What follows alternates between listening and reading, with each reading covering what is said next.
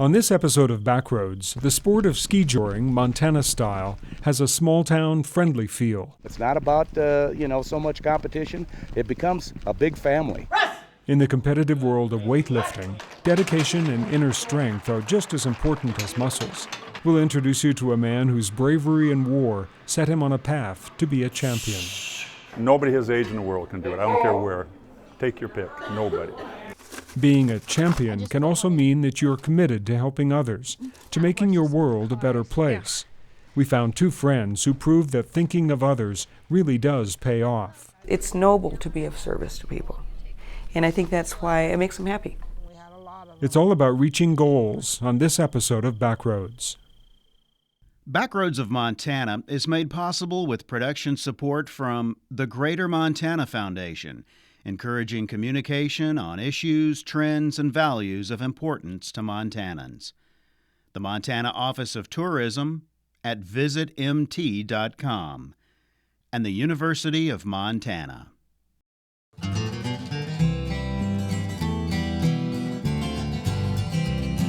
Well, it's beautiful with spacious skies, has amber waves of green, and has purple mountains majestic that rise up out of the plains. And all across America, from sea to shining sea, where the mountains and the prairies meet, is a place I need to be. Home is where Montana is my home.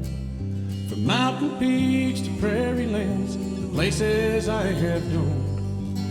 And I'm bound to ramble, yes, I'm bound to roam. And when I'm in off the road now, boys, Montana is my home. Welcome to the Backroads of Montana, a program that travels throughout Big Sky Country looking for the best places and the most interesting people that we think you'd like to know about. Today, we're not far from our home base at the University of Montana in Missoula. Actually, we're just across the valley at the Historical Museum at Fort Missoula. The museum was established in 1975 to collect, preserve, and interpret the history of Missoula County and western Montana. The museum has more than 25,000 objects in its collection, reflecting the life and material culture from the area's early exploration to modern times. During the program, we'll tour the museum grounds, including the lookout, the Drummond Train Depot, and the Alien Detention Barracks. This old Shay locomotive was built in the 1920s and used by the Anaconda Company to move timber out of the Blackfoot River drainage. Its wheels have been frozen in place since 1955. In our first story, it may be midwinter in the tiny town of Wisdom in southwest Montana, but that doesn't mean that everything has come to a standstill.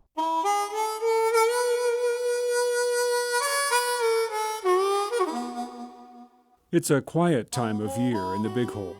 Too late for hunting, a bit early for calving. The area's trout streams are, well, and the only noise coming from the beaver slides is winter whistling through. So, residents have gathered on a small side street where they can chase away the winter doldrums.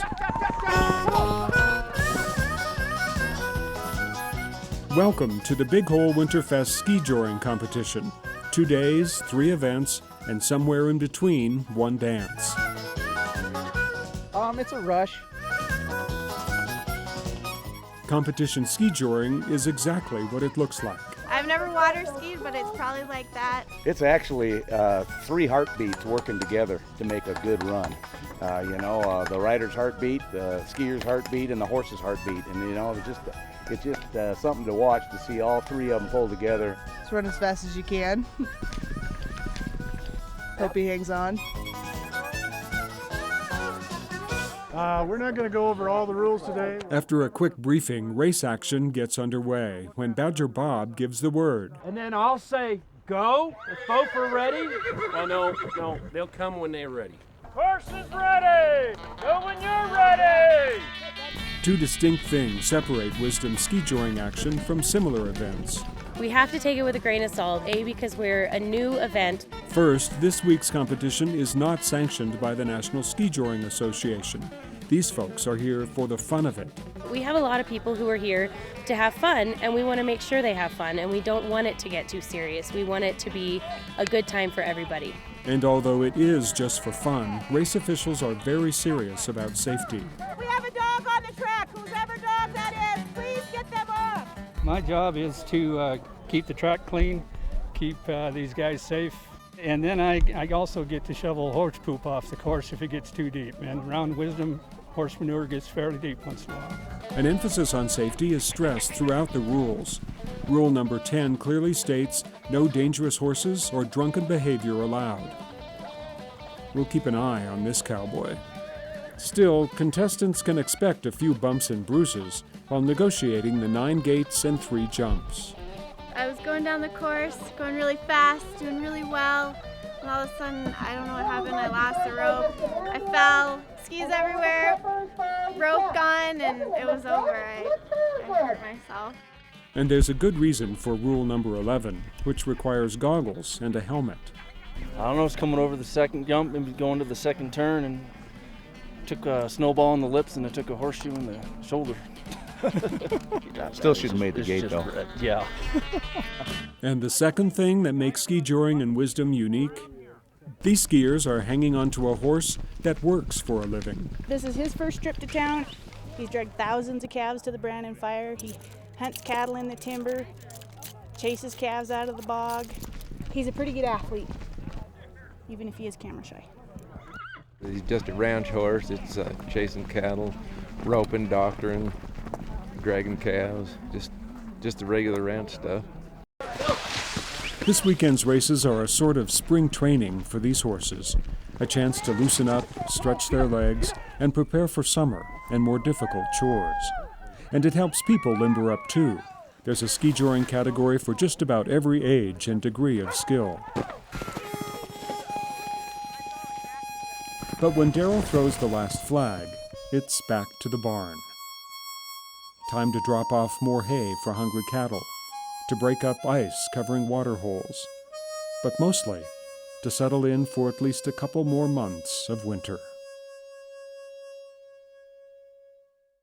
Skijoring has been a tradition in the Big Hole Valley for a long time.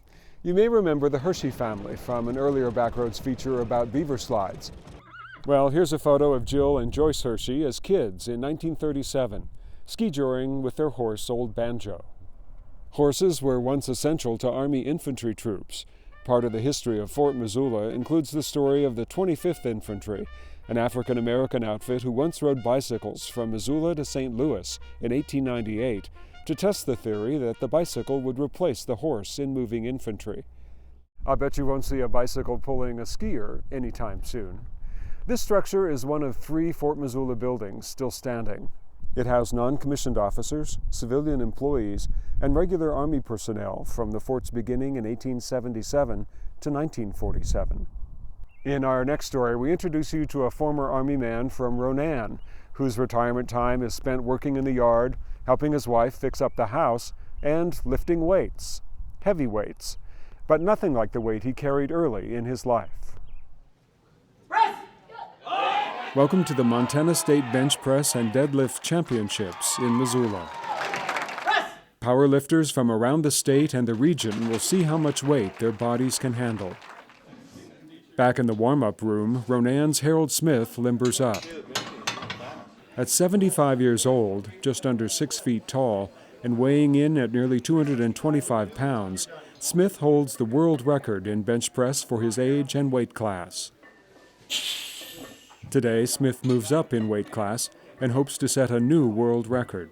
I'm thinking about opening up with 308, my first lifts.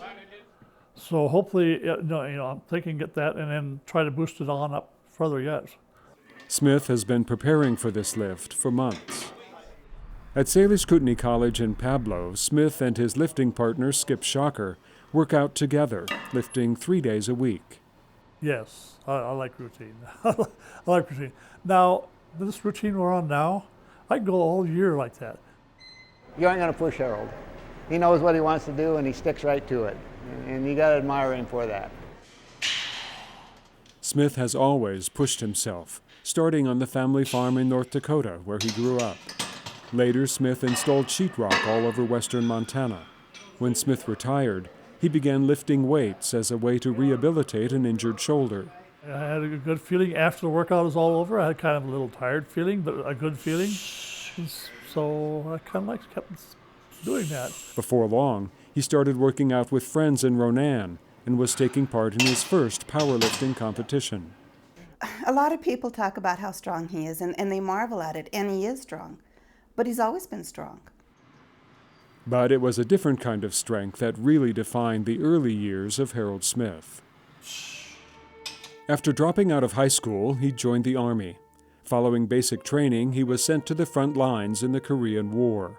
During one day of heavy fighting, Harold Smith's inner strength showed through. This was in October 14th, 1951, and it was the second day of a big operation we started on. That day, Smith was in a foxhole, firing his machine gun in support of other troops. The bad part is machine guns draw a lot of fire. And pretty soon, I was out. I was upside down in my foxhole, didn't even know what happened. Smith woke up with his helmet filled with blood. He had a major head wound, but he wasn't the only one injured. I was getting up and everybody was hollering, and O.G. Chambly was hollering for medic, and O.G. Chambly had his leg hit bad. I didn't know it was that bad, but it was hit real bad. And Smith picked up his friend and carried him back to the field hospital. Smith's courage saved Chambly's life and earned Smith a Silver Star and a Bronze Star for his bravery under fire.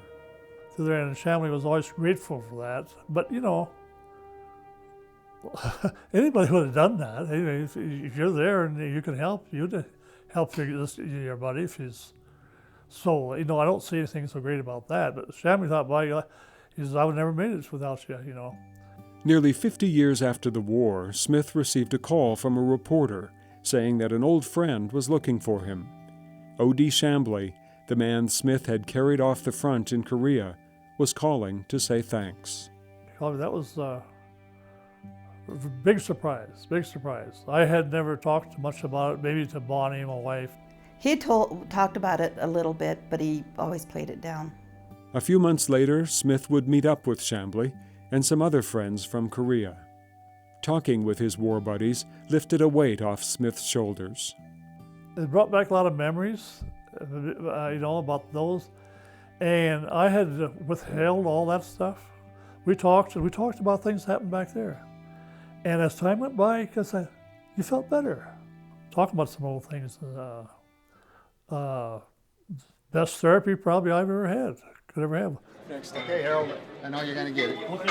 Come on, Harold, you got it, baby. It's Smith's turn to lift and set a new world record. The 308 pounds easily go up.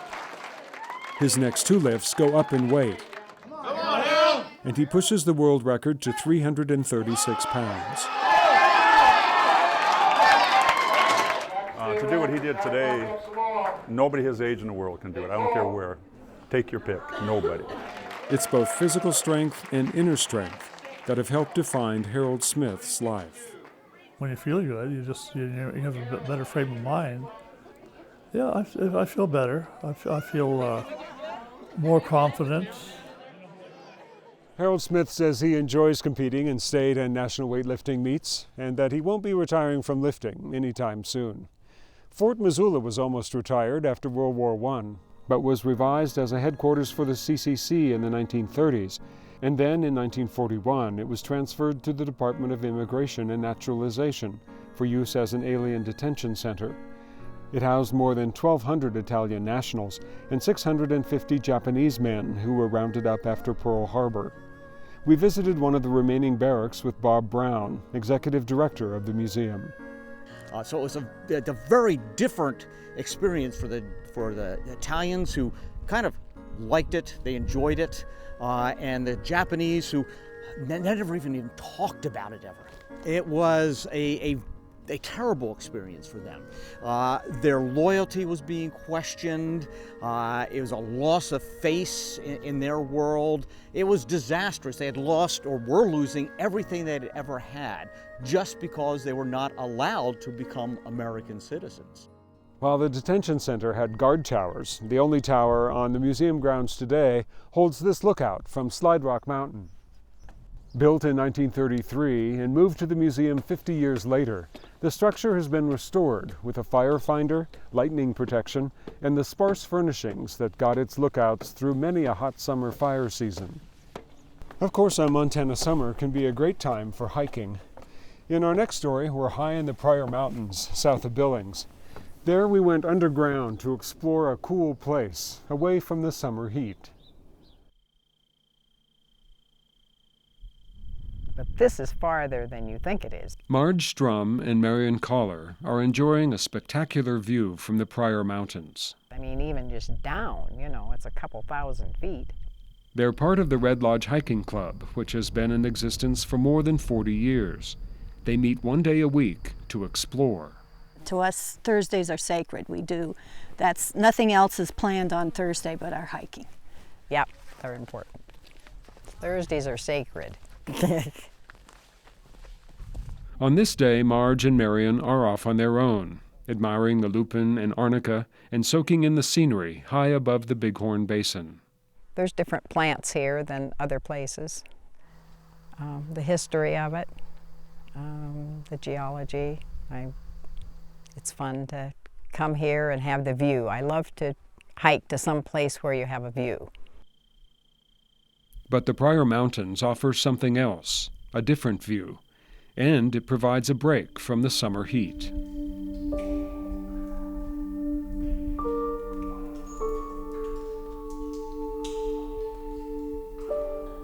It's called Big Ice Cave.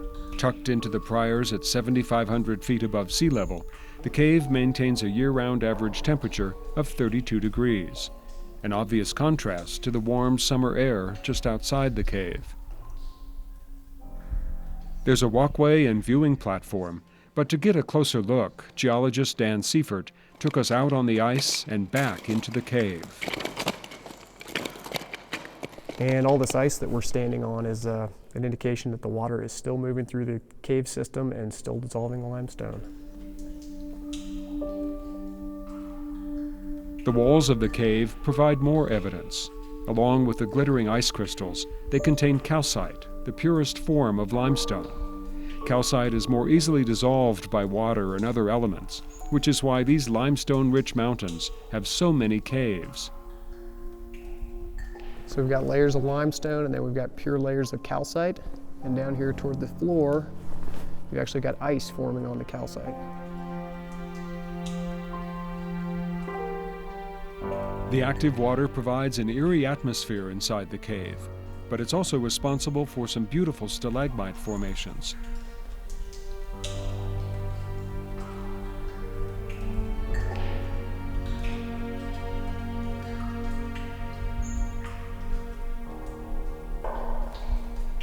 They're possible only by practicing good cave conservation, which means looking but not touching. So if you touch that water, the oil on your hands could potentially prevent the water from flowing or even plug up a stalactite that's in the making. It's still a place to be enjoyed, an active cave site that, despite appearances, isn't frozen in time.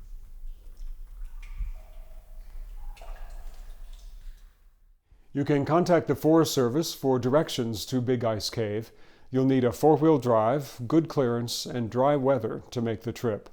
And remember to practice good cave conservation so that future generations can enjoy the site. Good conservation is also important in a museum, where even everyday objects are useful in telling a story. This is the station master's office in the Milwaukee Road Depot, which sat along the tracks in Drummond. It was slated for demolition in 1982, but was instead moved to the museum at Fort Missoula. Railroad enthusiast John Barrows collected all the office artifacts, which seemed to have stopped time in December 1944. Nothing stands the test of time like a good friendship. Our final story takes us to Lame Deer on the Northern Cheyenne Reservation. There we met two women who came from different places and different backgrounds, but they share a common goal. Let me get that garbage everywhere. Can you hold a sack? Here I come. You know, we have been called salt and pepper. We had been called butterflies. We've been called war ponies. Okay, let's try the next one. They don't care what you call them, as long as you respect their hard work. Oh man, did we ever work. Teddy McMakin and Janet Mullen are cleaning up the park they helped establish in Lame Deer. They're volunteers trying to make their community a better place. I wish we had more of them. You know, that's the truth, you know. They're great, two great ladies, that's how I put it, you know. They have this voracious appetite to be involved and do good things, and they do. To know Janet and Teddy is to realize their story isn't that simple. Some of it went in. Or that easy. That's it. The park is one example. They don't just clean it, they came up with the original idea, and even helped dismantle this unwanted house that used to sit on the property. Their good work started back in the 90s when they met at a women's club. So that's when Janet and I took it upon ourselves to be caretakers. And we noticed a lot of problems around town, so we just said, let's fix it. So we did. On certain days, you'll spot Teddy on her way to meet Janet, driving her trademark lawnmower that's cleaned up a good part of town.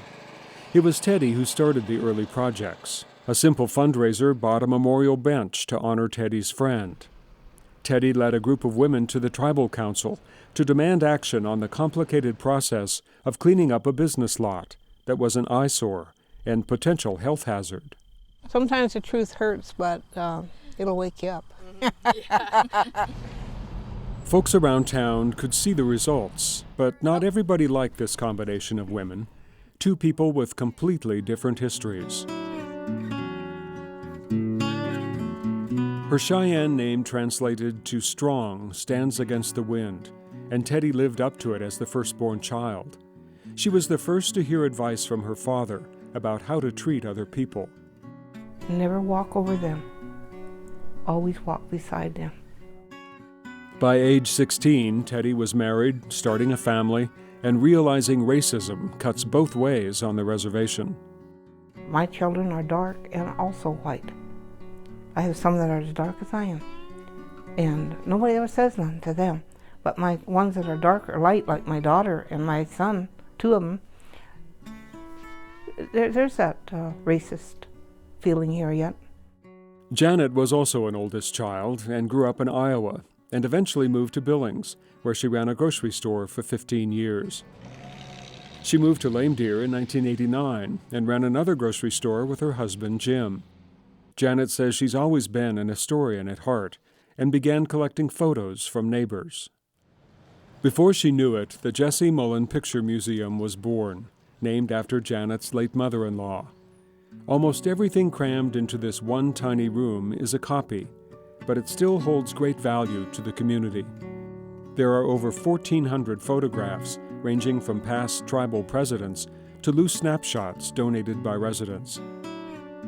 There are more than 13,000 pieces of information, including past tribal census rolls. And Janet's commitment to her new home sits on the shelf, with the 125 books she's read on the Cheyenne people.